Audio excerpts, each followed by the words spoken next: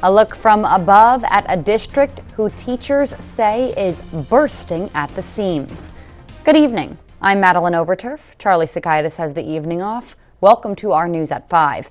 We begin tonight with the state's denial of funding for Cape Henlopen's expansion. The Cape Henlopen School District will have to figure out how it's going to pay for its expansion plan, including additional classrooms at the current high school and buying a new property. The State Department of Education says it will not fund 60% of the $69 million project. Coast TV News' Tori Seagraves shows us how the school will move forward to accommodate growth with such a setback. All looks calm from the outside, but here at the Cape Henlopen High School is where the district hoped to add 24 classrooms to aid an overflowing student population. Jenny Melomian has worked for the district since 2011. Melomian says more classroom space is a necessity. I'm a little surprised, but especially with the way the area is growing, and we always seem to be playing catch up. And our schools are overcrowded. We have a lot of new schools, but they're overcrowded. The Department of Education did not respond to Coast TV's questions on why the state denied the funding request.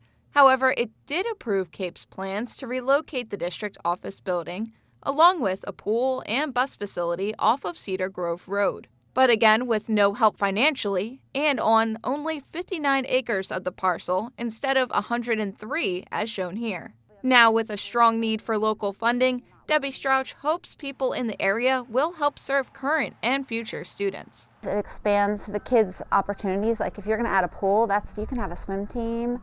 I mean, there's just endless possibilities. They can use the bus and all this new growth and all the housing. It's definitely necessary. The Cape Henlopen School Board will meet again on January 25th at H.O. Brittingham Elementary School to discuss if it will change the project to match current funding or if they'll ask local taxpayers to foot the bill via referendum. According to the district, they will try again for state funding next year, but have until the end of January to decide whether or not to move forward with a referendum. I'm Tori Seagraves in Lewis, Coast TV News.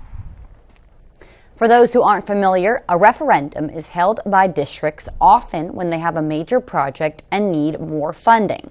A referendum is where people who live in a school district vote to approve or reject changes to the operating expense tax and debt service tax, both parts of the overall school tax that property owners pay, but anyone at least 18 and older who lives in the district is able to vote.